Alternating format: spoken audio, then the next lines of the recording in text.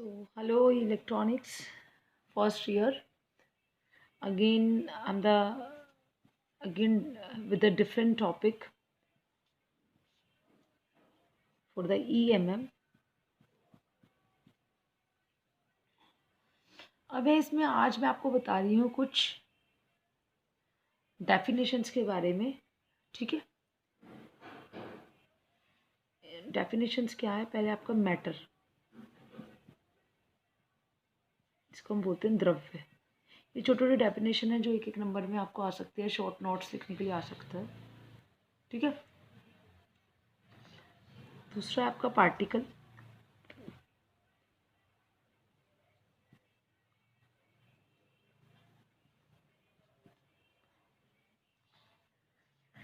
फिर है बॉडी।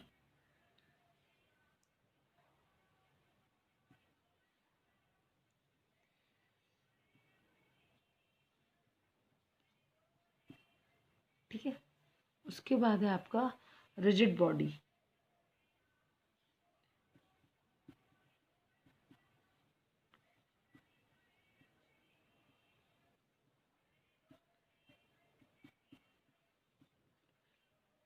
ठीक है, एक है आपकी इलास्टिक बॉडी।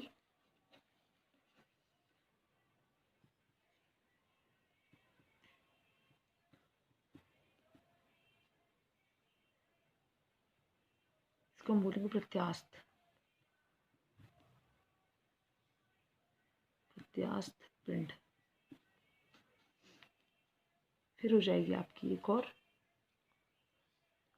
मास, द्रव्यमान।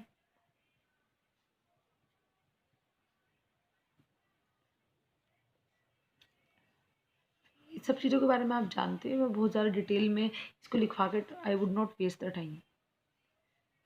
फिर आपका वेट। तो पहले 1/7 के बारे में बात करते थे। तो मैटर क्या होता है? देखिए, जिस भी ऑब्जेक्ट में, जिस भी वस्तु में भार होता है, वेट होता है और जो जगह घेरती है, उसे क्या कहते हैं? द्रव्य कहते हैं। जिनको द्रव्य को हम अपनी जो सेंसेस हैं, जो ज्ञानेंद्रिय हैं, हम उनसे भी अनुभव करते हैं, जैसे लोहा, पानी, हवा आदि। ठीक है, तो द्रव्य क्या है? जिस भी वस्तु में भार होता है, which body have a weight, which body has a weight, that is known as a matter, and that object taken the space, उसको हम क्या बोल रहे हैं? मैटर। ठीक है, matter can be senses by the, can be feel by the senses. For example iron, water, ठीक है, एयर एट्सेट्रा। तो आपके जो मैटर्स है, इसकी आपकी तीन अवस्थाएं हो सकती हैं। तीन अवस्थाएं होती है, कौन कौन सी? Solid, liquid and gas.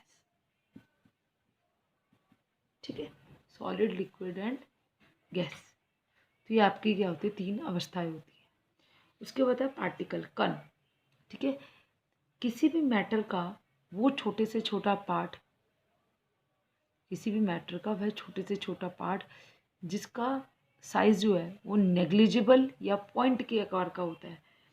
अगर आपका जो मैटर है उसका वो छोटे छोटा पार्ट जिसका क्या होता है, जिसका साइज ना के बराबर है, बिल्कुल एक पॉइंट के जैसा होता है, उसको हम बोलते हैं पार्टिकल। फिर आपका बॉडी, वस्तु। किसी भी मैटर का वह पार्ट जो डिफरेंट पार्ट, किसी भी मैटर का वो पार्ट जो डिफरेंट कणों से मिलकर, पार्टिकल से मिलकर बनता है, उसको हम क्या कहते हैं? और जिसका एक मास और वॉल्यूम होता है, जिसमें क्या होता है? मास और वॉल्यूम होता है, उसे हम क्या कहते हैं?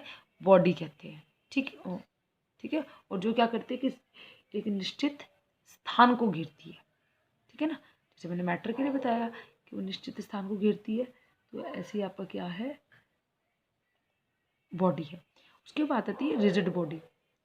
रिजिड बॉडी क्या होती है? ये बहुत इंपॉर्टेंट है। रिजिड बॉडी, बार बार टर्म को मैं यूज़ करूँगी।